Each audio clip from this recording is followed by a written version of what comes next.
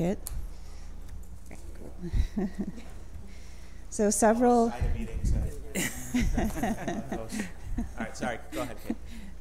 Several major financial transactions did take place in March that I'm going to highlight as we walk through the statements, but I just kind of wanted to highlight them right up front so that the board has awareness of those. The most important being the Tranche 1A borrowing, which was the first long-term borrowing for JSCB Phase 2. We actually closed on that on March 15th. That added $76.8 million in sources, including $3.7 million in capitalized interest. And so just for your background, capitalized interest is a portion of bond proceeds that's set aside to pay for interest for a specified period of time after the borrowing takes place. And for this borrowing, the capitalized interest will cover interest payments in the time between when the funds are borrowed and when we expect building aid on the projects to begin to flow. And once the building aid begins to flow, it's going to cover approximately 98% of the debt service payments from that point forward. So we essentially borrow a little extra to cover those interest payments to get us through that gap in time before we get the building aid flowing in to help us offset the cost of those future debt service payments. So Kate, just to be transparent, you know, I've asked you this, but to ask and Kelly, would you mind speaking into the mic, please? I thought I was projected, but certainly for all the viewers at home, remember. Okay. So Kate, I've asked this question before. The capitalized interest, the legislation calls for being limited with the amount of arbitrage. So how are we able to do this? The capitalized interest. What's the formula? The formula for capitalized interest is really, it's based on a bunch of different dates having to do with the project's SCD approval, when that's going to trigger building aid on the state aid side.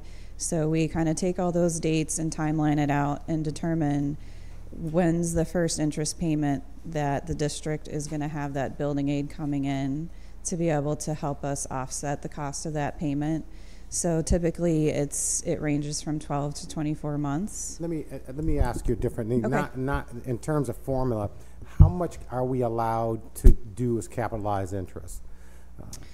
The first phase 1 legislation wouldn't allow you to use the interest from the bond proceeds for anything else. They wanted it back.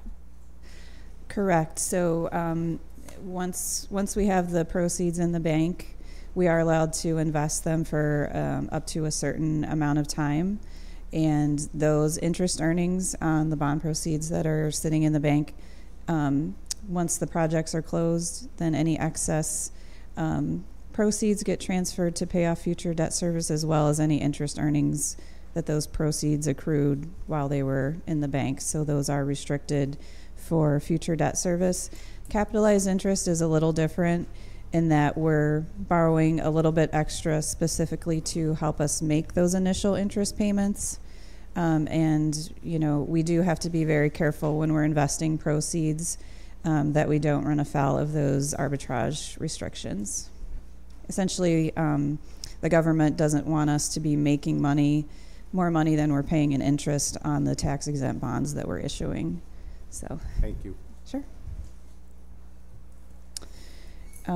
Yep, and as we mentioned, we did begin earning interest on the investment of the Tranche 1A proceeds by the trustee, so you see that in the statements.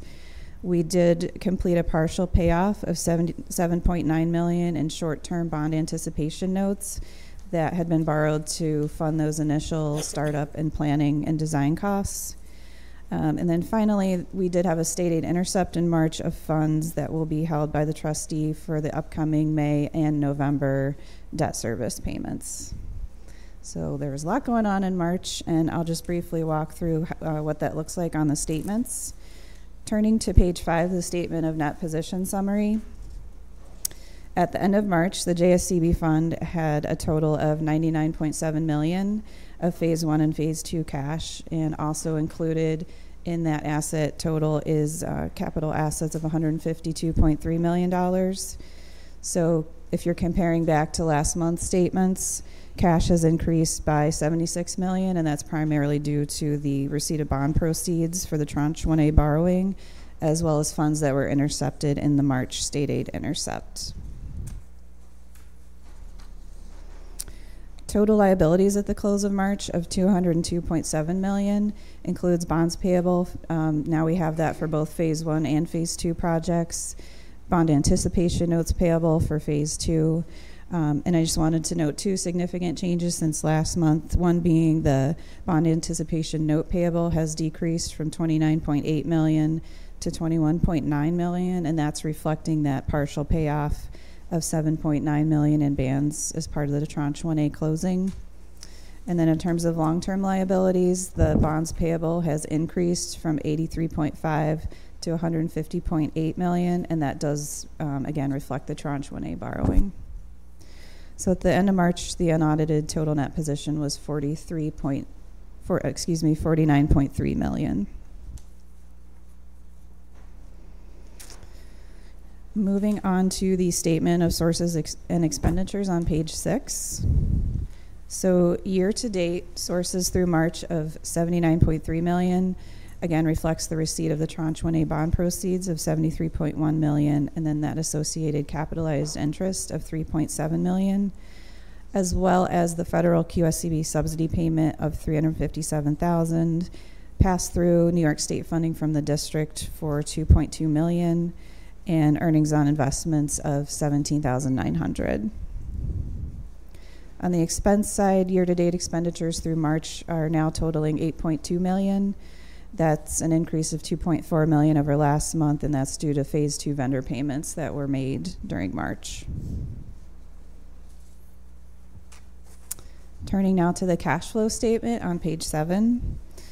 This report presents on a cash basis the sources and disbursements flowing through the JSCB accounts.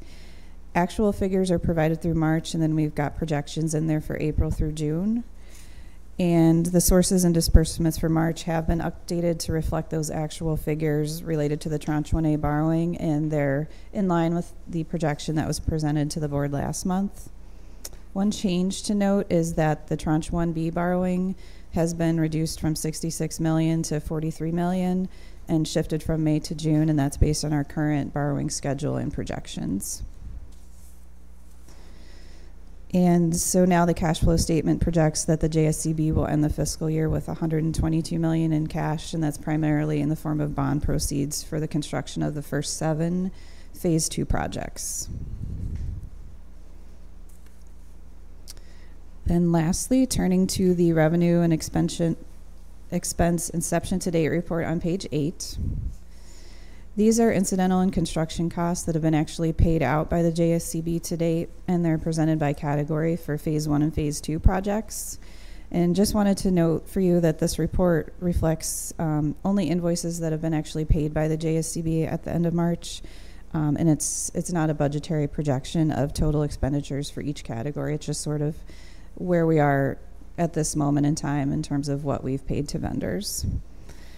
So on the sources side, inception to date, we've brought in 144.3 for Phase 1 and 95.7 now for Phase 2. And then on the expenditure side, expenditures to date are unchanged from last month at 141.6 million, and now we're up to 11.2 million on the Phase 2 side in terms of expenditures.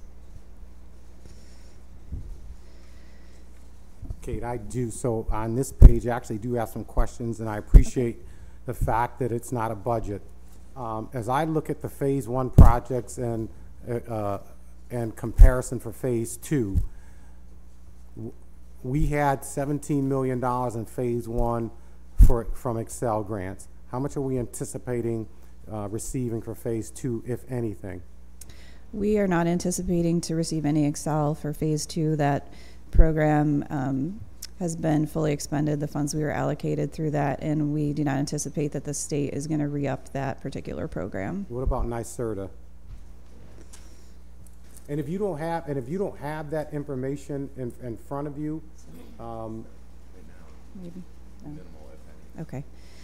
Yeah, we're anticipating minimal, if any, grants through NYSERDA, just due to the nature of the work in the Phase 2 projects is a little different than what we were able to accomplish in Phase 1. So what I would ask, Kate, instead of going line by line, which was my intention, I would ask Mayor and the board, we see a budget in the next meeting for what the phase 2. So as I look at phase 1 projects, again, NYSERDA, fine, we're not getting anything, or Excel, we're not getting anything. NYSERDA, we're not sure. But this is telling me what we spent so far. And, you know, this board is look for diversity on all lines, not just their construction costs. In the past, there's been a lot of emphasis weighed on making sure everyone benefited, and it was heavily leaning towards the construction side. We have been very focused on the service part of this as well. So I see the architectural costs. We've spent $13 million phase 1. We spent 5.7 for phase 2. Would want to know what that dollar amount that's budgeted here, and also look for who those vendors were. So I'd look for Lloyd or Lamont to speak to this. How did we break this out? What local companies benefited from this work? I also see, which makes sense, we haven't started any construction, so it makes sense there wouldn't be any FF&E, but we certainly had insurance costs.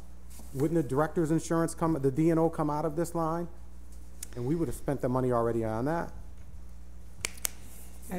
The director's insurance is not eligible for an expense under the bond proceeds. Okay. So the city and the school district split that cost out of their general funds. And it's a one-time payment once you purchase it for the year. Okay. So again, I know there's a long agenda, Mayor. I won't take a lot of time. Really would look to see what the budgeted expenses are, revenue and expenses are for the phase 2 projects, and looking to see how diverse, again, Lloyd, you, Wendell, Lamont, who's benefited from that. Want to make sure the wealth is spread throughout all aspects of the project, not just the construction. I am keen. I'm very, very interested to see what we have budgeted. We spent $2.5 million on FF&E on phase 1, and we spent $4.5 million for financial services and 2.2 under consultants. Really curious to that breakout as well. Lloyd, Wendell, Lamont. Yeah, can I ask that sounds like a law firm. Well, we have all of the numbers for professional services to date since schools haven't started yet. We can get that number to you with all of the every dollar so far. Did you want that for all of the architects, testing, and so forth? All of it. And again, for the fiscal team, this budget, how much money have we budgeted for phase 2? Okay, thank you. Thank you. Anything else, Kate? I'm all set. Okay, thank you. Okay, next up we're gonna have Chris and our program manager report.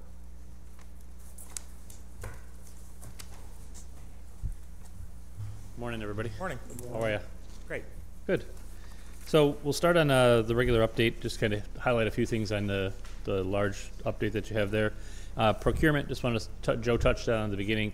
So we bid as part of Tranche 1. We've bid and received 7 bids on 7 buildings so far, 4 of which are under contract, 3 of which we're still reviewing. We anticipate the 2 that we anticipate coming back to you for the June meeting would be for Huntington and Blodgett. We're trying to work through that right now to get to a contract award amount, reviewing the budget, reviewing the alternates, and having some de-scope meetings and dialogue with the folks that put the bids together for those. So I anticipate that for towards the end of June. Fowler, I wanted to spend a minute talking about Fowler. We did receive bids on Fowler. Unfortunately, received only 1 bid for the site work at Fowler. We received multiple bids for the roofing package. We had two packages that we put out, one for the roof, roughly around $3 million, and then we had the site package. Multiple bidders on the roof. It came in right where we wanted it. That we feel good about, and we're going to move forward with that one. The site work, unfortunately, we had budgeted around $13 million for that. The number that was submitted was about $18.6, so significantly more than what we had budgeted. We've studied that. We've had some conversations, de-scope conversations with what was in the bid, trying to discern that. We can't quite get that reconciled from estimate to bid. So as such, we can't move forward with it either at the submitted cost because it exceeds our incidental allowance that the state will provide you for Fowler. I want to make sure everybody gets that the construction cost for the site work is recorded as an incidental. There's an allowance for that. We can only go to a certain point. That said, in the interest of seeing if we couldn't talk to the state about that and letting them know they already had understood that we have some atypical conditions over there with respect to buried treasure, pardon the term, but it's not really treasure. You guys have heard about that a lot, the contaminated soils, etc. They already knew that and they recognized that and had given us some dispensation already to exceed the allowance to a certain amount, to about $5 million. We went back to them and said, could we exceed it more? So after some consideration, they said, look, given the dollar value that we're talking about and given that you only received one bid, we don't have a comfort level with saying, yes, we're going to grant more dispensation. We'd like you to rebid it. So that's where we are right now, is we regrouped with the architect and the designers, and we've asked them to go back and kind of do a secondary look at the project in terms of the expensive components of that, which was the site stabilization, and more or less kind of maybe do a peer review on the geotechnical side to see if there isn't another opportunity to do that differently. So that's the charge that we've asked them to come back to us in a couple weeks and tell us what their thoughts are on that. That said, we're hoping that maybe a look at that will help maybe narrow that scope a little bit and potentially reduce the cost. And then we'd look at rebidding this in the fall, and obviously again with the hope that we can get some additional competition there. To turn around right now and rebid it, I don't think we'd see much difference in results because of where we are in the time of the year. And typically when you don't change scope at all and just put it back out, you don't get a more favorable result when you get bids back in. So we'd like to have them regroup on that and see if there's opportunity to change the design in any capacity, and then look to a fall bid for that. So that's where we are with Fowler at the moment. What I don't have a firm handle on is what that premium was for having that one bidder. We know there was a premium, but it's difficult to understand what that was. We know where the costs were, and we've, like I said, tried to reconcile that in terms of the best of our ability in terms of breaking it down into components. But I still don't have a good feel for what that was. So between the reductions and then the competition, we're hoping we can bring that down. So I'll pause there. Any questions on that? I just have one quick one. I'm going to go back to what the mayor said, that we have to look at what's happening and why we're not getting the bids. And while you're doing that, have you looked at that? We have. I mean, I'm gonna speak to that in a moment here. We've assessed that, and so we're going to talk through a few points there, the things that recommendations or some options, if you will, to enhance that. I do have a couple Fowler-specific questions before we have that broader discussion. So one, there was, you had mentioned some of the soil condition challenges and the associated geotechnical challenges. Sure. We had discussed previously, there is an engineering solution, potential engineering solution to those geotechnical issues. And then there's the other option that we had discussed, which was loading the site in order to gauge how it receives that load. Does this delay present us with an opportunity to revisit that option? We've asked them to look at that as well, just to consider that preloading option. Initially, we looked at that in great detail, and ultimately we didn't go that route because of the time component. That you would automatically add you could add up to a year for that. Just for the loading. For the loading, yeah. The challenge there was, and what really kind of was, we could wait a year, and it would still be moving. Right. And we're no closer. So when that fork in the road, if you will, to say, all right, so do we engineer a solution to stabilize the site, right, as opposed to just loading and waiting? And we went the route to engineer a solution to stabilize it. So as we're looking at that, can you just take a step back and just give us all a sense of how this impacts the overall timeline of the project? Sure. The hope obviously was to bid it out, to execute a contract, and to have work start presumably this summer. This summer, right? Yep. What was the anticipated time frame with that schedule, and what is the anticipated time frame based on our new schedule. The new Or schedule, from project commencement to completion. it's going to delay it. I mean, we wouldn't Understood, but again, just to get a sense, if we started in the summer, when would we have expected to have been done with that project? If we had started in the summer, we weren't going to complete that until second quarter of 19, right? I'm looking at my backup here, so fall of 19, yeah. Fall So of 19, if we okay. don't bid that out until this fall, it potentially could add some length to the schedule. Okay. Again, without knowing what it is that we're going to do. Sure. But yes, you would add time to the schedule. So I'm just trying to put it within the context of how much longer are we going to go without how much longer are the students going to go without a field? So under the most recent iteration, we were looking at certainly the 18-19 school year lost, Right. and potentially a portion. of the 1920. Correct. So we shift that, again, we know next year is off the table, but likely then the entire 1920 school year will be affected. so right now we're looking at about a half a year. Correct. That's a fair assessment. Yeah. Again, subject to what it is that we ultimately decide we want to do there in terms of how we proceed. Okay. That would be the caveat that I would put there that may affect it. And Jaime, feel free to chime in. I just want to say I'm new to this. I've watched from a distance and certainly been frustrated like the rest of the community about the delay on the. I don't think any of us believe it's fair that the students in the community have gone this long without a field.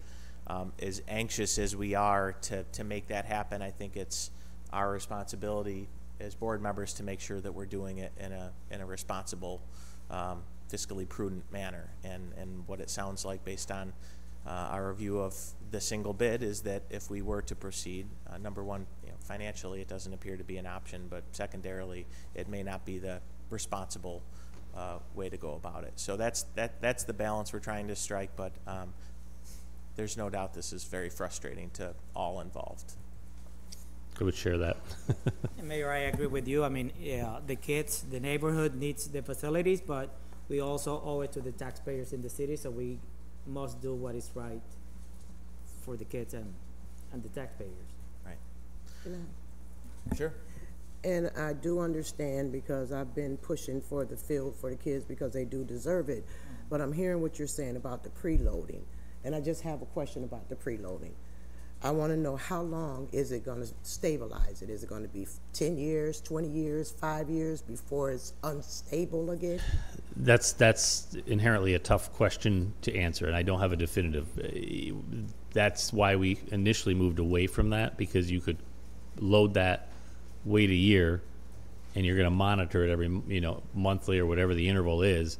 And if it was still moving after a year, that was a concern, was how long would we wait ultimately for that. It was kind of an infinite type of scenario. Because the contamination would be a concern again if it's not really stable. The contamination is a concern if we're going to excavate and remove material. That's where the contamination component is. The settlement component is basically because we have a layer of soil in there, a layer called peat, and it's an organic, and that's what settles or compresses, if you will, and can fluctuate with water table.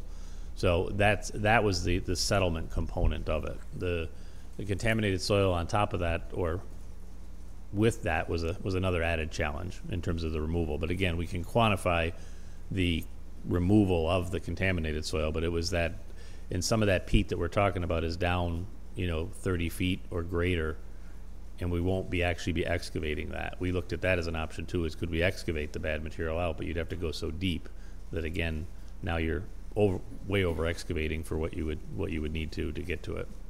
But so on the flip side, then the proposed engineering solution would remove the settlement factor, provide for stability, hopefully, in perpetuity. Without boring you with all the technical components of it, but basically it's to spread the load. Right. The idea is that we remove more weight, meaning soil burden, than we're going to put back on. Right. So you've essentially released the soil. You've removed more load than what you're going to put back on. And at the same time, through the use of structural foam and lightweight fill, you're creating more of a disbursement for that. Right. Yeah.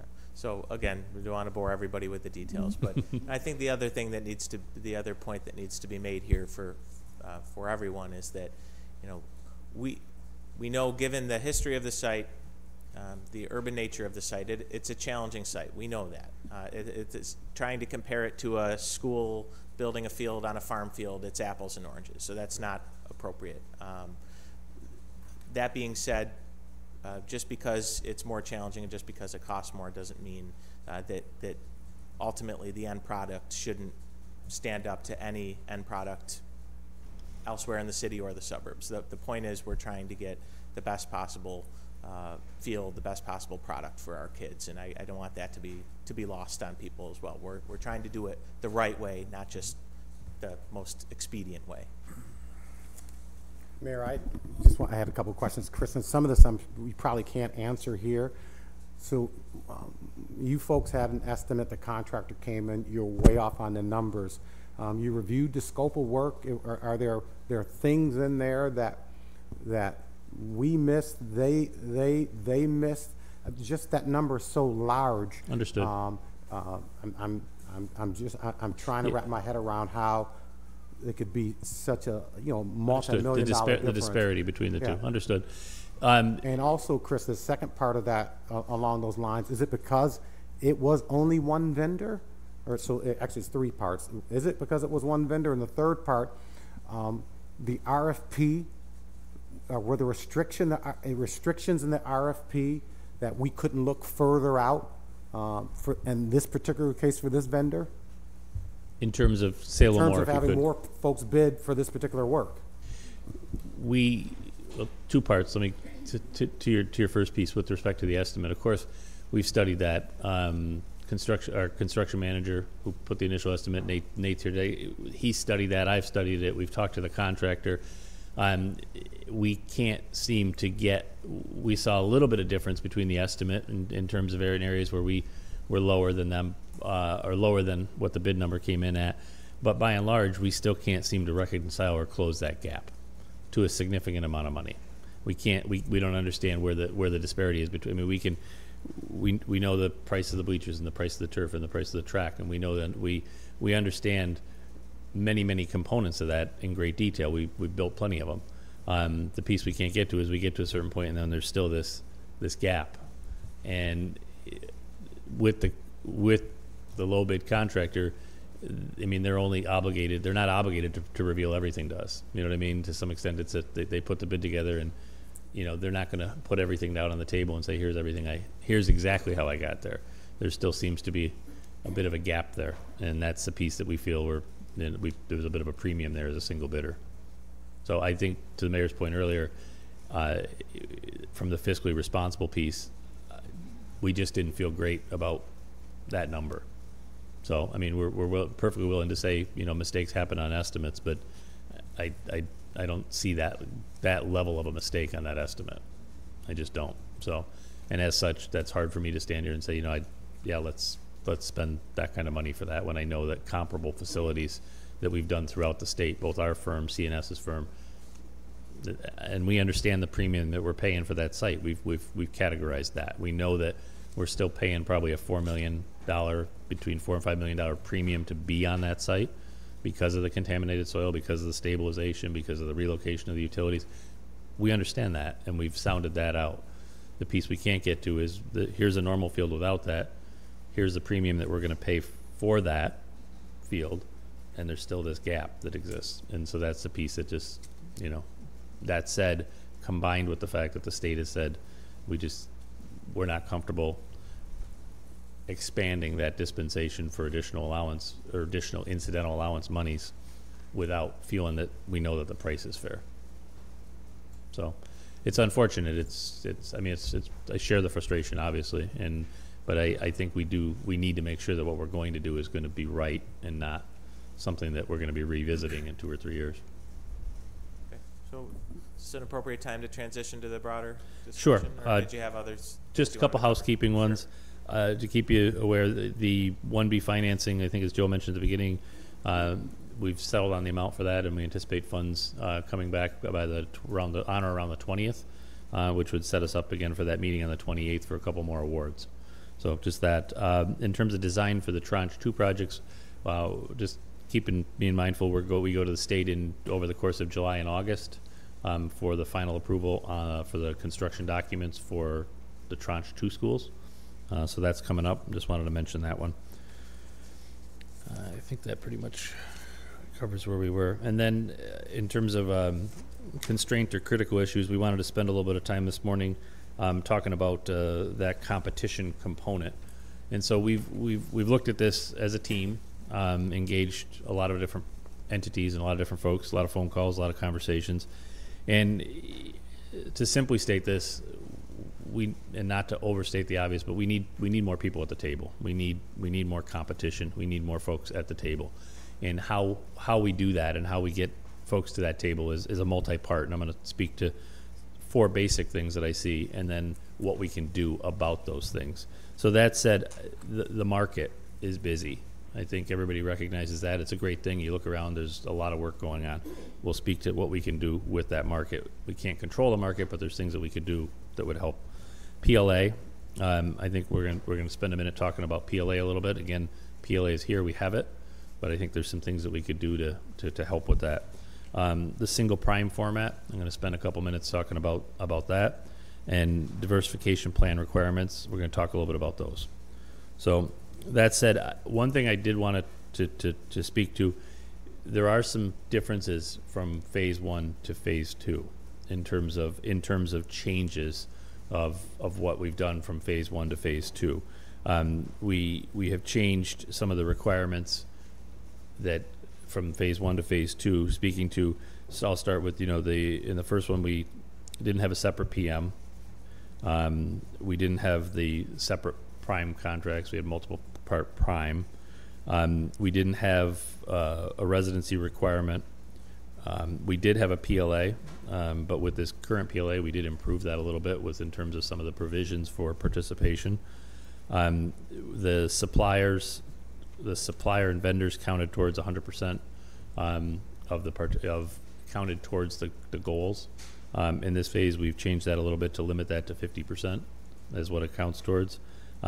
We still had the city certified requirement, and the MWBEs, we've enhanced the M and WBE percentages a little bit. We were 9 and 6 before, and now we're 12 and 8. And those aren't reasons why. I'm just stating that there was some changes from the first format, because I've had some people say, well, phase 1 worked all right. Why is phase 2 not? I mean, but there are differences to that. So, all right. So that said, to speak to the market, one thing we're going to do is we're going to address the market condition in our estimates. I mean, it would not be responsible if we didn't. We've seen our bids to date, with a couple of exceptions, have come in 10 to 15% more than the estimates on a pretty regular basis.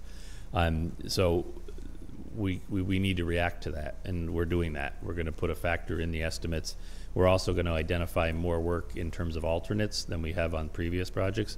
That way we've preserved the ability to do the work, as opposed to just cutting the budget and not designing scope.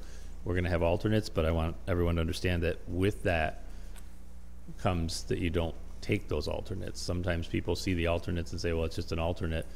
In this case, that's how we're going to incorporate that market factor. And it makes for some tough decisions. We've already had to have some tough decisions on the projects that we bid to date.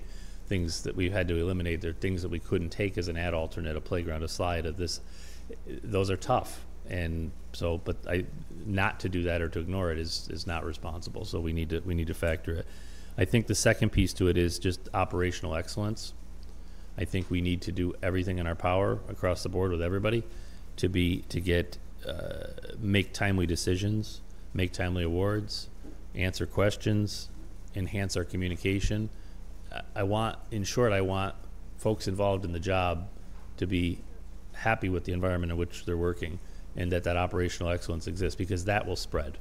I mean, we need to get that out. And I'm not saying it's not out there, but phase 1 had its challenges, and I've heard a little bit of that, and I don't take a lot of that hearsay to heart too much. But going forward, when someone says, hey, how's it going on the Syracuse jobs, I want that to be a resounding, it's going great. So I think that will attract people to the job. On the PLA, simply put, I think the PLA, we need to educate. I've talked to a lot of folks that they hear PLA and they just instantly, no, I'm not interested. And then you got to probe a little bit deeper. Well, why aren't you interested? And some of them just on principle, they're a non-union firm, they don't agree with it, whatever the case may be. I'm not going to change the mind of those. But but firms that don't fully understand it or understand how it would impact them or what they'd have to do business here, educate them. I've heard a lot of misnomers out there about what the requirements of the PLA are, from how many people can they bring and how does the side letter apply and how does this apply. Just a lot of information out there and not all of it accurate. So I think and how do we do that? We do that through a lot of it's one-on-one dialogue with individuals. I know Landon and Ryan's been doing it. Lamont's been doing a lot of it. The construction management firms have been doing a lot of it. Just when you get somebody that says, hey, I don't get that, I don't understand it, I'm not interested because of this, you got to ask why. And so we're doing some of that. Again, that operational excellence thing comes into play. When we do have a dispute, when we do have an issue, we have the labor management committee, which is made up of our firm, the construction management firms, the prime contractors, and the trades council. Bring it to the table and let's resolve it. Let's not let it hang out there. Let's not let it erupt into something that it's not. That no decision or no information, that doesn't end well. So I think it's that. The renegotiation piece, we put a lot into getting to where we are. I just don't see. It is an option. I just don't see it as a viable one here and now in terms of where we are in the project. So something to be considered for future, maybe, but at the moment. But I did want to, and again, I'm putting everything on the table for you. That's what we asked for. Yeah. The single prime. I think that utilizing multiple primes strategically would help, or may help. If we have a particular scope and we know that there's a particular entity or a few entities that have an interest in the job and want to be there and would like to be there, and we can create a package that speaks to that level of competitiveness that we'll get in the market because of that, then we could do that. I want to caution though that I think use of single prime may bring in more of our mechanical, electrical, and plumbing type primes or contractors. I'm not 100% convinced that that's going to bring us in more general contractors, which is an area that we're deficient in. So I think it's going to be project specific, and I think maybe we have to put one out that way to see how it goes, and we will have opportunity to do that with the tranche 2. May even have an opportunity for that with the Fowler rebid for the site. We may even consider doing it there. So that's the strategic packages, and then looking closely at the local contracting community to understand who's interested and what would get them to be interested in. And a lot of that, again, is dialogue with contractors. You got to understand the market. You got to understand it's not, I think if you've heard me say this before, it's not a big town. You have some key players. Understand what it is that wants to bring them to this job or doesn't want to bring them to the job. I think that'll help. Can I ask you a question before Certainly. you move on? So do you have the dialogue with the contractors? Yes. On all sides? You sit them down and... I think there's areas for improvement, certainly. I think it's tough to talk to everybody, right? But I think we need to continue to do that. We're doing some things in terms of some social media stuff, some surveys to try and get some more of that feedback from folks so we understand it better. And but a lot of it is, like I said, a lot of it is just a one-on-one dialogue. You get it, and it's time consuming. Yeah, and it is time consuming, but if you just bring certain groups to the table and have a conversation, you hit more than one person at a time. Absolutely. And we've done some of that. We've done a couple of informational meetings. We did a couple of informational meetings on the PLA. We need to do more. We need to continue that. So, and then the last one on the single prime piece is, and Chuck, you'll probably be able to relate to this. I think identifying some breakouts on the bid form for certain scopes of work, I think will be helpful. To date, we've received, it's been a single prime and a single number with alternates. I think we need to start to identify some strategic breakouts. It'll give us a little more insight to the bid in terms of what makes up that number. And I also think that that will go a long way with some of the, if we continue down the format of a single prime, I think that'll give other bidders an opportunity to feel like they've got an opportunity to come to the table. In other words, to give you an example, so if you ask for the breakout on the electrical portion of the work, now that number is there. And so when it comes to the buyout portion of this, all the electricians saw what that was on bid, and they understand it, and it eliminates some of that buyout that happens. And sometimes that doesn't happen the way they like it, and you get a lot of frustration for an individual that says, well, I put the work in and I put the bid in on bid day, and now it's being negotiated with somebody else, and I haven't gotten the opportunity to get to the table. So I think having that out there and having a little bit more insight to that and a little bit more transparency to it, I think would help with some of that. And the term is bid shopping. I mean, I'm sure you may or may not have heard that, but it's just, I've heard a lot of that from folks that say, I put something together, but I didn't get brought to the table at all. So at least, and I can't necessarily bring them to the table, but at least they have an understanding of where the dollars and cents were of what that number was. Does that make sense? But you risk running, it could take longer because you're out on the street longer, right? Or with more, we can be out with more contractors? No, not necessarily, but I mean, in the single prime format, I could just identify some breakouts. I don't want 20 of them on there because that is time consuming, and that can also work against you with a bidder because they say, this is too onerous. You know what I mean? If we burden them with too much, but the right number is important. The other caveat to the single prime that I wanted to mention too is just having a single prime does have some advantages too, because as a single prime, they furnish the bond, they furnish the insurance, and it gives those entities the ability to bring different firms on. Versus when you go to the single prime, each individual entity has to provide that insurance and has to provide that bond. So, and if they don't have the ability to do that, they may want to participate. But so there's two sides to that. So that single prime thing, I think, does bring some advantages to the table.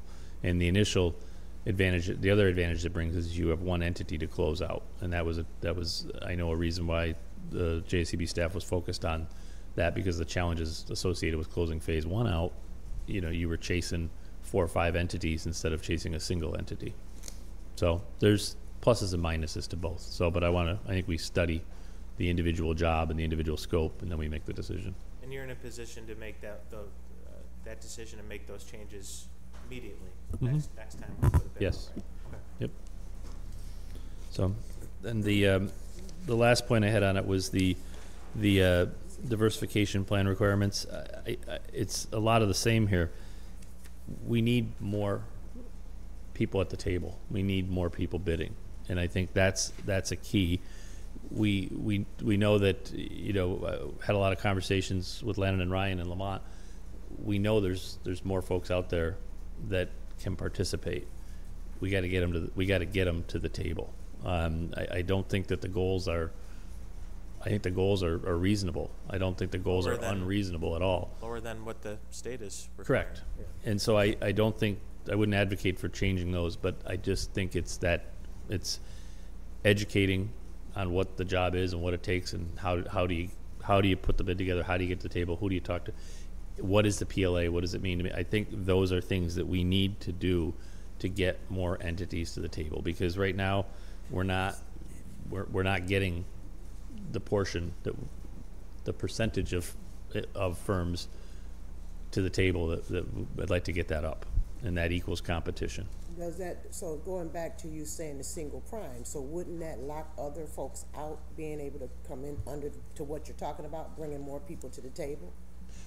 Would a single prime, the single prime, I think, offers some flexibility in that not every firm that's coming in, they come in under. I understand with the dollar amount, but then I get calls that folks feel like they're not being included in this. So with the single prime, does that lock people out from being able to work on this project? I don't think either option locks anyone out. I don't think the multiple prime versus the single prime, I don't think either option locks anyone out. I think what I've heard by and large is just understanding how do I put the bid together, connecting some dots with developing a scope of work that they're going to put together to bid, and putting the number in, how to submit that. And a lot of that is just, it's connections to, here's the general contractor that's going to put the number together, talk to them, define the scope of work that you want to do so that they understand it, and the entity that's going to do the work understands it, and developing a price to reflect that. I think that's a big piece of it. I don't know if I answered your question, Helen, completely, or? I'm good. Okay. But Chris, I think I understand that. So you talk about some of the impediments, and this is why it was structured this way, to provide opportunities, as you well know. Are you finding the issue being folks being aware of this project?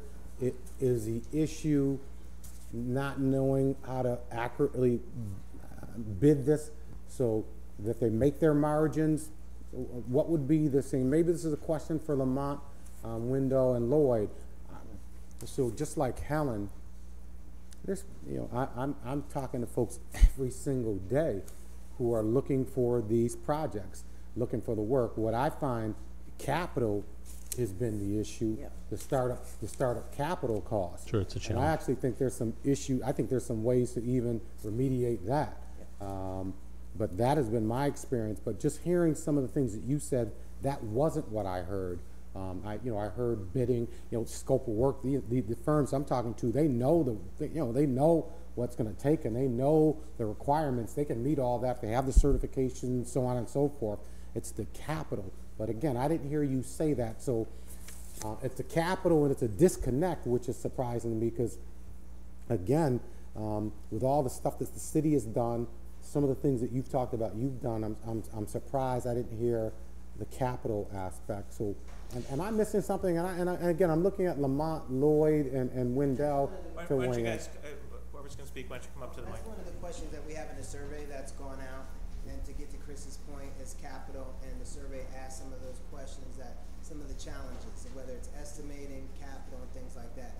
We're going to get those results back. We just developed it last week. So we're going to hopefully find out that answer and be able to provide that at the next board meeting. Mayor, I would make a suggestion, a couple of suggestions on the capital is something, again, I've heard.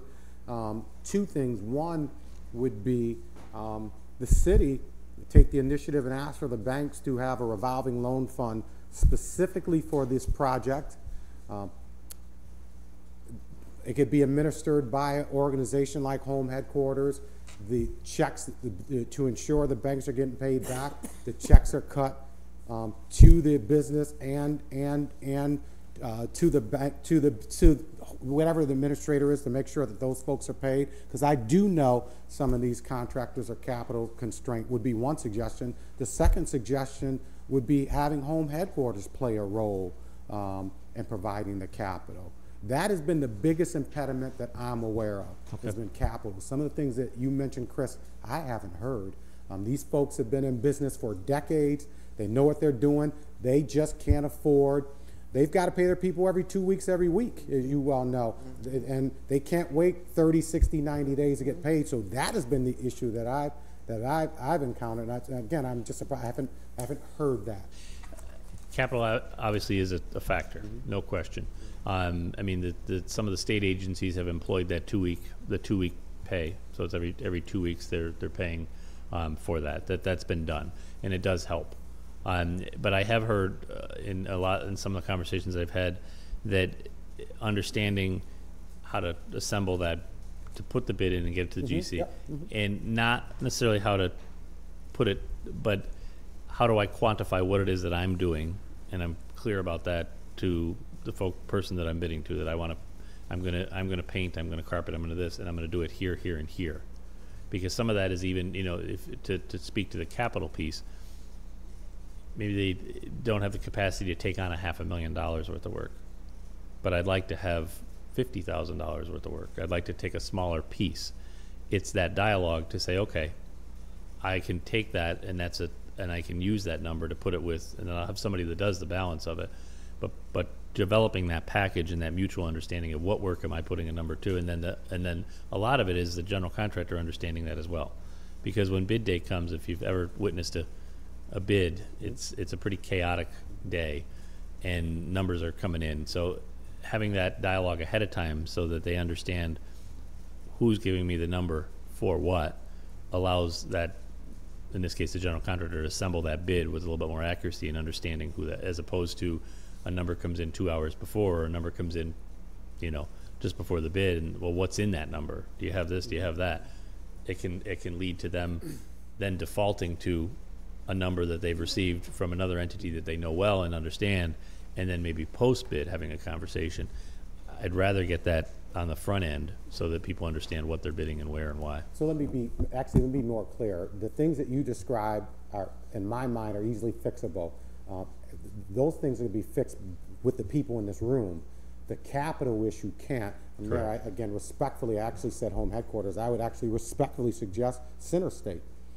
Center State can engage that conversation for a revolving loan fund with all the banks. It's been done in the past, and home headquarters certainly is a backup to provide that type of capital. But this is that. It's just astounding hearing some of this, because there are so many businesses that are hungry and are looking for opportunities, all, not just minority businesses, all types of businesses, not the size that you're talking about, the single bid. You know, these are multi-million-dollar corporations, but, you know. Yes, you absolutely have some of those. But the other piece that I want to speak to is, and I think you touched on it, is partnerships. We need to encourage those partnerships, that mentoring and that partnership to come together and put two entities together to do something similar. And normally that sometimes is discouraged because it's competition, right? But you need those partnerships. Together I can take on a larger scope of work and we can do more with it. So it's encouraging those partnerships to come together. So I think in that increasing the number of participants is twofold, okay? The other concern we have is you have some folks that are participating now and are getting a lot of work, and there's a concern that we overload them. You know what I mean? That we get too much there, and to your point before about the capital or about the payroll or about the paperwork, all of a sudden they've doubled their volume, which is great, but you don't want to set that up for failure either. So having some more entities at the table to spread that load a little bit more is going to be better for success, because we don't want the story to be we brought someone in, we doubled their volume of last year, that's great, but now all of a sudden they're swimming because you know, the administrative component of it, the payroll component of it, the capital, you know what I mean? You need to set it up for all the way around for that success. 100%, absolutely. You can grow too fast and put you out of business, no doubt about it. But we've also talked about those bid packages, seeing what contractors have come in at, and making sure they're at that level or 10, 15, 20% above it. So if someone was doing 100,000, you're not going to give them $1 million job. Right. Yeah. So, but we need it, and with that, the folks in this room that have that experience that can do that, that can make that happen. So I think bringing more here, because that is a concern. My concern is studying what's out there to date and the entities that are actively. We need more, all the way around. So, the other, and you asked for every option. You know, the other option is, first option is the first preference is to get that local force working. If we can't, there's an opportunity there. You can expand it. I mean, you can expand it beyond just the city certified firms. You could go further to a state certified or some version thereof if you wanted to. And I understand that was not the desire is to have it here and to keep it here and to employ folks that are here. And I respect that. But you asked me for all the options. I mean, there's when you increase that, it goes up exponentially. The number of firms increases significantly.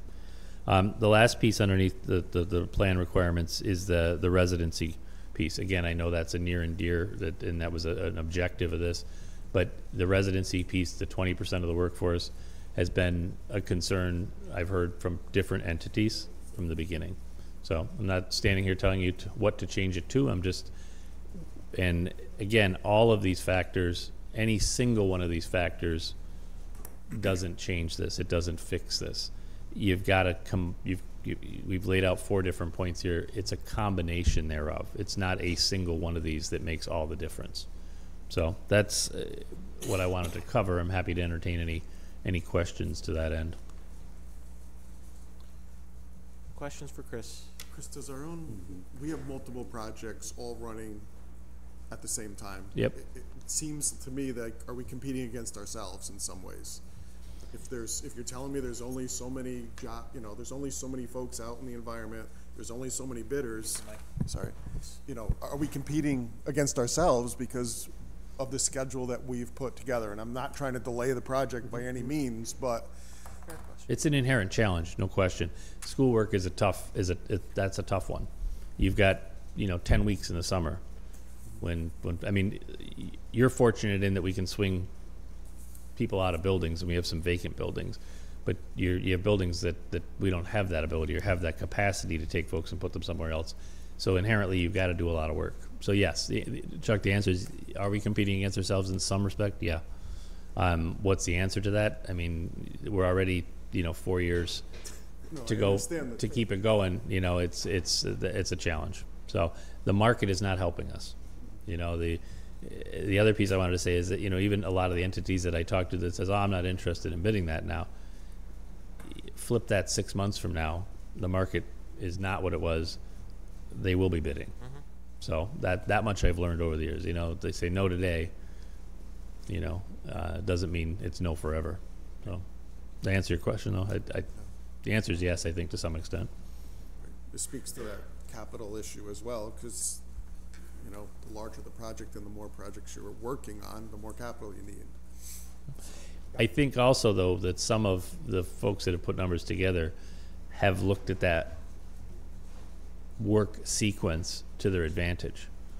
Meaning, if I can pick up 2 or 3 jobs that are within, miles of each other, there's some economy there that they can share some supervision, or they can share some resources there. So I think some bidders have taken that actively and looked at that and said, I'd like more work here because I can do more. And so in fact, we have two entities predominantly for the general contracting to date for all the work we bid. Because I have to go back. You talk about residents. We have this discussion. We should have EOC here, because when I actually ran into Tim Penix yesterday, and he's just saying the demand is great from city residents. Mm-hmm. And there's some other programs, On Point for College, run by Sam Rouser. I mean, there's just some other things happening. I'm going to hire some interns. I'm going to hire some interns at the bank this summer. Just fantastic, fantastic young folks. And the number of applications I've gotten, I can hire 100 easy. Now, again, I understand there's a different skill set. I do understand that. And not just young folks. It's just people, people who are incarcerated. I'm still struggling with that, because when I talk with the folks from EOC, that's not an issue. Yeah, I think, Calvin, the way to look at it is, I know there's plenty of individuals that are looking for work. Where the challenge comes here is if you have a specialty contractor that comes in, and his workforce at any given time is only going to be 3 or 4 individuals. Theater rigging, something like that. And they have those individuals that they take with them, and they don't have a large number of. And now they look at this project and they say, if I go there, because of the requirement, I have to factor that in. I now have to bring someone in that isn't working with me normally, isn't trained in my craft or in my specialty, and they may say, okay, 2 things may happen. They may say, I elect not to do that because I don't feel I can work productively there by having to bring in and train and have people that don't normally work on my as part of my workforce. Or they may say, all right, I can do that, but it may translate to saying, okay, that I'm going to have some inefficiencies, so I'm going to build that into my bid. So I would ask that we not simply look at it as the ability to find ready, willing, and able folks to work, but there's a little bit of a twist to that. And I appreciate that, Chris. And again, and you've been standing a long time. You must have a good back. Just that specific example, the number of theaters that we have here. So you just say theater rigging. In my mind, it's just not doing things the way we've always done it. Right. So we can reach out to Syracuse Stage, we can reach out to Syracuse University, we Correct. can reach out to the school district to see who's doing the rigging now. And so what I hear you saying is just, I get it. I've got my company, I've got my people, I have confidence and trust in them, I want to bring them. I get that. But I just, look, as a person of color here all the time, we can't find them. It's where you're looking. That's just the bottom line. And I don't think we're looking in the right places, period. And I think, Calvin, to your point, I think we need to put some of that back on ourselves to bring those groups together. And I think we all need to step up our efforts and make sure we know we're helping people know where to look. And Mr. Mayor, one more comment, because I hear what you're saying. You're saying they may bring their 2 or 3 people with them, but you're making an assumption.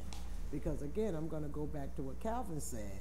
I get calls every day from some of these folks, and you're just, they may have a team that can come and do that work. So let's don't make an assumption on what they can bring to the table. Understood. And again, what I hope that everyone understands from this today is, again, not any one of these things solves our problem. And to accomplish the 20%, can we do that? Yes, we can do that. I'm just speaking to when you pile on all of the, when you stack the requirements here, ultimately, and someone looks at it in this market and says, I have a choice to go here, or I have a choice to go here. This is a more challenge. This is a greater challenge for me to go here. They may gravitate over here. And all I'm trying to do on this is offer some things that we could do to make this a little bit more appealing, to make it more attractive for folks. Again, and it's going to be a combination of these things. But I really think I'll go back to that operational excellence piece. That's the piece that, as we all know, we go where we can be productive, we go where we can be successful, where we can be profitable. Getting that to the point where people feel that that's the environment they're operating in is probably the most important piece. And I can appreciate that, and it's the last thing I'm going to say, and Sure. I'm going to be quiet. No, you're not. But I can appreciate that. But if you look at some of the points that you made, 3 or 4 of them relates to city people.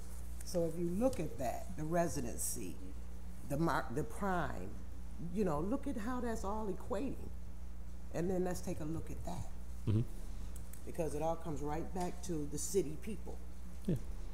No, the objective is to try and engage, right? We share that. I have a question that's off the topic. Speaking to the mic, and you can ask it. So if in tranche 1, all the estimates were 10 to 15% over what you had estimated, does that affect tranche 2, or does it affect the buildings in tranche 1? First point, just to clarify, we had 2 that were not. We had Fraser and Grant that came in slightly under where we had predicted them to. Okay. They were 2 of the first that we bid. The balance of them came in over. I just want to be clear on that point. So we did have a couple that did not come in over, but when I looked at it as a whole, that's where we were. So will it affect tranche 2? Yes, to some extent. We have budgets for tranche 1 buildings. We have budgets for everything we're going to do. As it is now, we're going to have to, with everything we've done to date, and this will be part of our, probably the July meeting or maybe the August meeting, we are going to have to do some reallocation, if you will, of building budgets. We're going to need to modify building budgets. Some will go up, some will go down. And so we are going to have to make some changes there. Will that affect tranche 2? Ultimately, if those costs continue as we budget them, yes, it will have an impact. And I say that because we have several that are contingencies at the moment.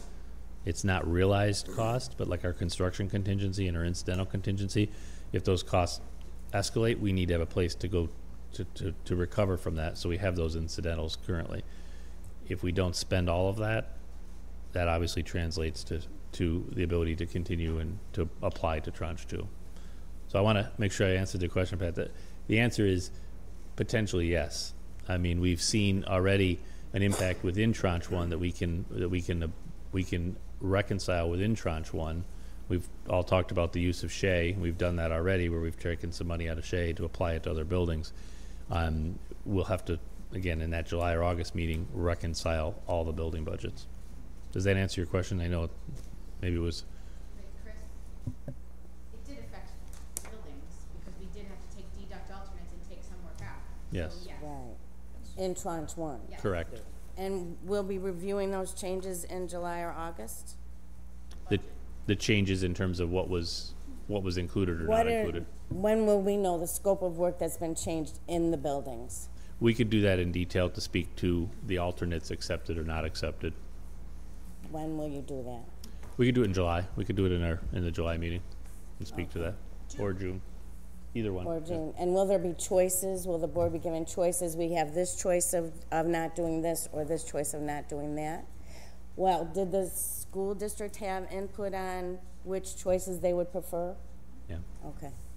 Budget drove the choices, though. No, I understand. Once he said 10 to 15%, I understood very clearly that that's going to affect what we can do in the buildings. And our buildings are already in such disrepair that I'm very concerned. And so I need to know what has changed. Certainly. And so what happened in tranche one will affect the buildings in tranche one, but you're saying it may also affect the buildings in tranche two. Okay, thank you. Again, applying that market factor to our estimates for the tranche two buildings that we're doing right now, one could say it is affecting it. I mean, we haven't realized that yet until we receive bids, but we're planning for that. We're identifying portions of work that would have normally been done as alternates now. So maybe that's a better way to. It is having an impact. Yeah. Thank you. And before we get off of that subject, this is a little bit off too. So at what point are we, maybe it's your question, what point are we going to approach the state? Let's talk about new buildings. Phase 3. Let's talk. I'm sorry. Let's talk about new construction. New construction. Yeah, it'd be phase 3. Chris, throughout the state, all, Buffalo, Rochester, there's no new construction in any of that legislation? I don't know that I could speak specifically to that, Kelvin. I mean, there is new construction, there is additions. Inherently, that building new is a challenge with the current system. Was Tom here? No. He was. Does the school district know that, if anywhere in the state? I don't know specific districts that have done new buildings, but it's only allowed if the enrollment in the city and in the school district is going up at a rate that would warrant another building. Support it. So it has happened, but they're looking at growth trends. Yes. And they're probably looking at birth rates projected out over, birth rates projected out over 10 years? Probably, yes. Okay. That discussion is taking place in Yonkers because they estimate that they have an overcapacity of 4,000 kids.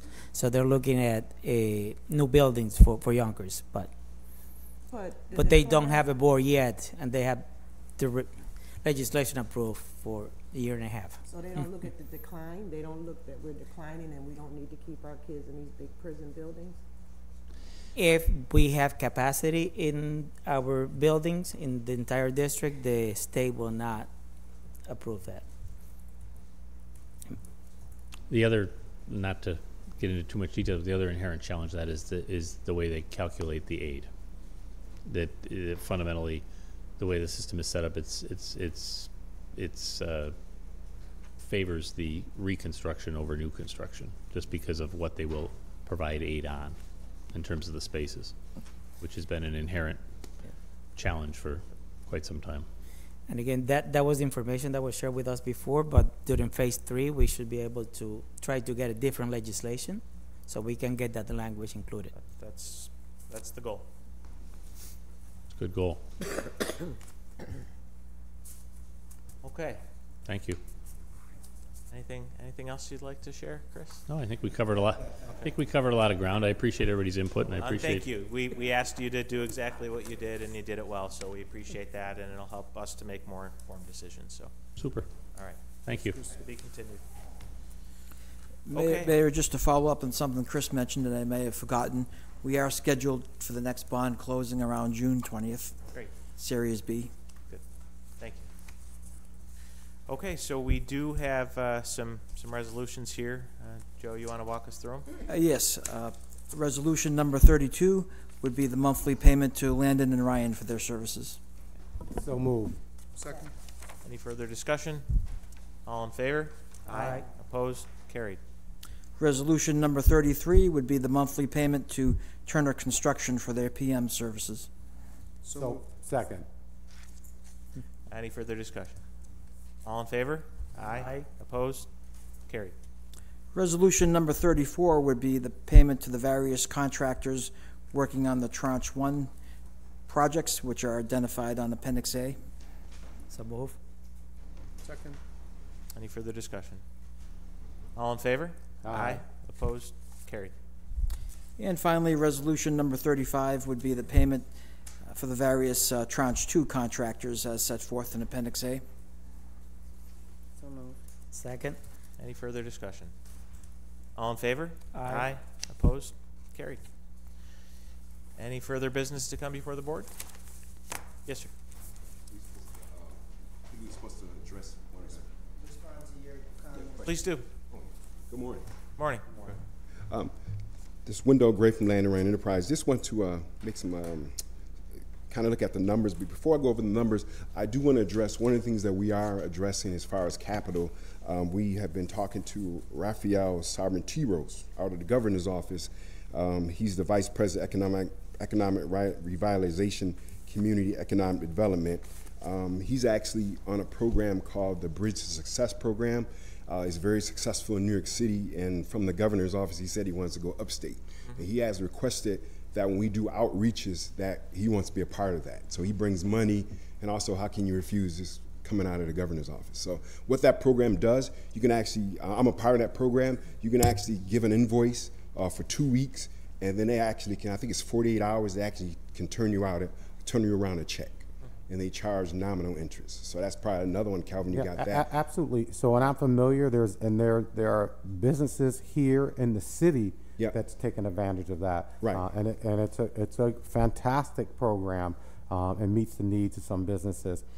There have been some concerns in terms of paperwork and things like that. I just having a plethora of options just makes sense. Yep, I agree. Yep.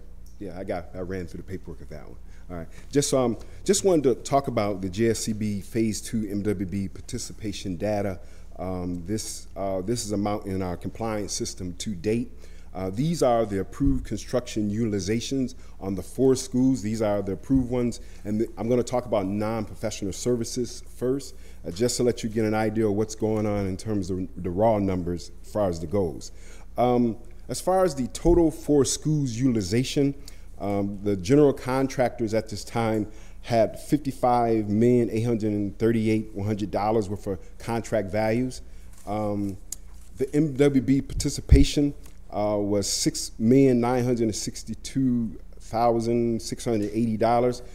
That gave the MB participation on the 4 schools at 12.47%, which is the MB goal, remember, is 12%. So we're over the MB goals about 0.47%.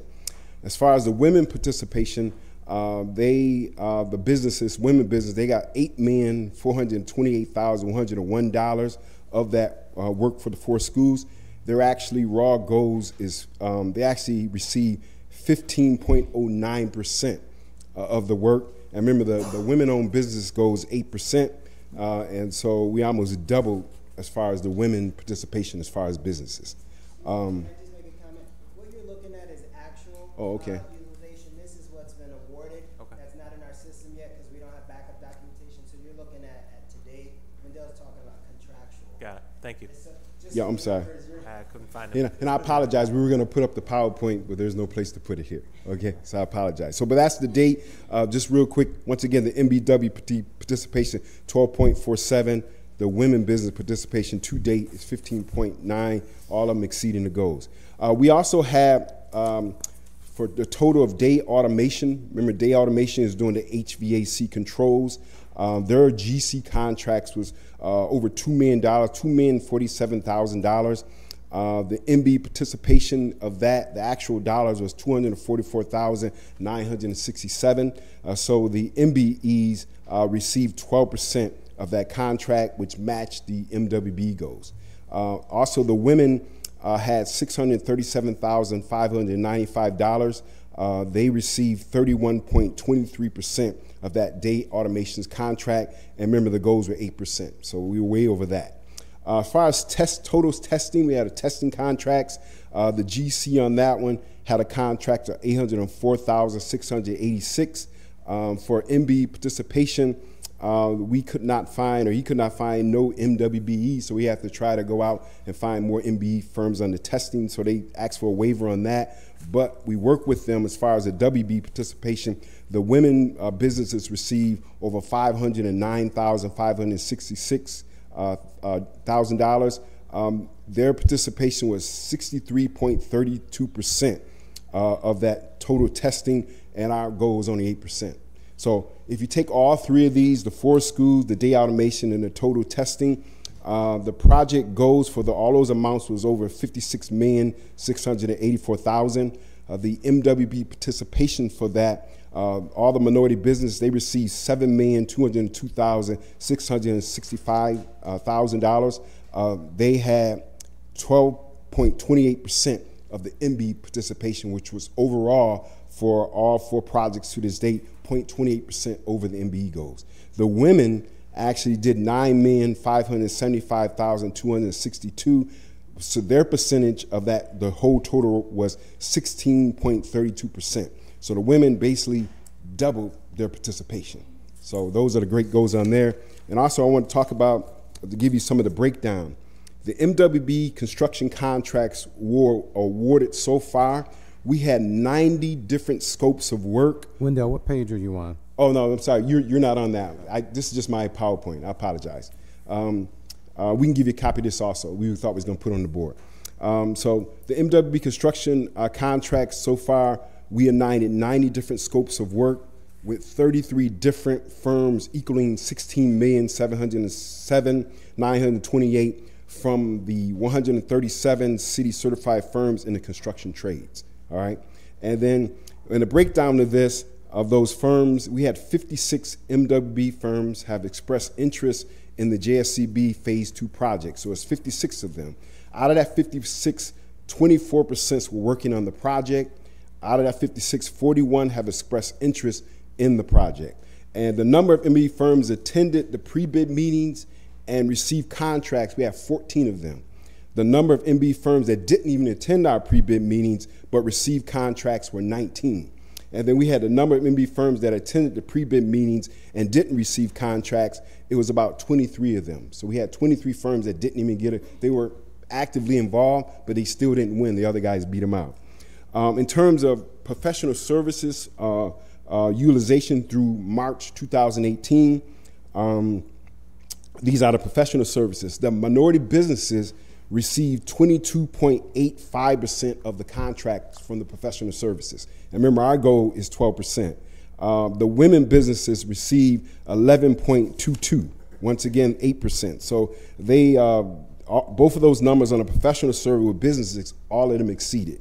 When you look at the breakdown in terms of the actual workers, minority workers, the minority workers on the professional services side were 13.86%. The women workers were 31.66% on the professional services. The residential was 18.17%, and the Syracuse City School District workers that graduated from the school or participated in the school was 8.91. What that breaks down just really quick. So if the minority workers were over 13%, the goals were 10, so we met that. The women tripled it as far as workers, because our goal is 10%. They did 30% of that. The residents were close. We wanted the residents that are working was 18.17. Our goal was 20%, so we're a little bit shy. And the SCSD, which is school district people, were 2%. We're at 8.91. So the only shortfall that we really had was the residents. And my belief, and I think my team belief, when the residents and the SCDS numbers, they will increase as more people are trained and get an opportunity to get jobs. We figure that even that residential goal is going to go up. And I apologize, we shot those numbers out. We can actually give you a copy of this. And Lloyd, you make a comment? Go ahead. Yeah, just so you know, so this is what we received. Oh, yeah, go ahead. You gotta lower that a little bit. So this is our spreadsheet that we have just for the construction trade. So what we require is a workforce projection before we even approve a plan. So what we did is we have the utilization of MWB firms as well as their workforce. So we don't approve it unless you tell us how you're going to meet these goals. So this spreadsheet breaks down every school, and it breaks down hours and people. So far, 90% of the construction trade said they wouldn't have a problem meeting the goals. That's a projection. We realize it's construction, but we got them thinking about it early enough. We have names coming, addresses to support our residency requirement. We have all of that coming. So historically, you don't have that conversation. We're having a conversation early. So far, this is what we have. We're watching this against scope verification forms to see if it actually happens. But this is what we keep track of. So we'll be back and forth with the contractors, subcontractors, GCs. If there's any issues, we'll see it on a monthly basis as it comes in. If you tell us you're going to hire Joe Smith and we don't see Joe Smith after 2 pay apps, we're calling you. So this gives us a blueprint to follow. So that's the PowerPoint that you have that you're going to give to us. That is, I could give you this also. This is a. I'm looking at these numbers, and they're a lot different from what you have. Yes. Because you're compiling the averages together. Right. But I'm seeing companies in here that didn't meet the goal at all. Yes. Can I make a suggestion? Sure. Not, you know, if you can certainly answer that question, but I think given the amount of information you're sharing, I think that this probably warrants a more formal presentation at the next meeting. I'm not sure what happened, but let's get you on the agenda. Let's do it right and make sure everyone is working off the same. Sure. Then we had the PowerPoint that kind of came in line. All right. So we can tie this in and that into one for the next one? Mm-hmm. Okay. I just have one quick question. How do you count women of color? It's the contractor's choice. It's either or. Okay, so they can't count in both? No. Yeah. Okay. No. It will kick back in the system if they try to do it twice. A lot of good information there. Thank you, guys. Thank you. Good work. Okay. Motion to adjourn. Anyone want to? So moved. Second? Second. All in favor? Aye. Oh, meeting's adjourned. Thanks. Thanks, everybody. Yes.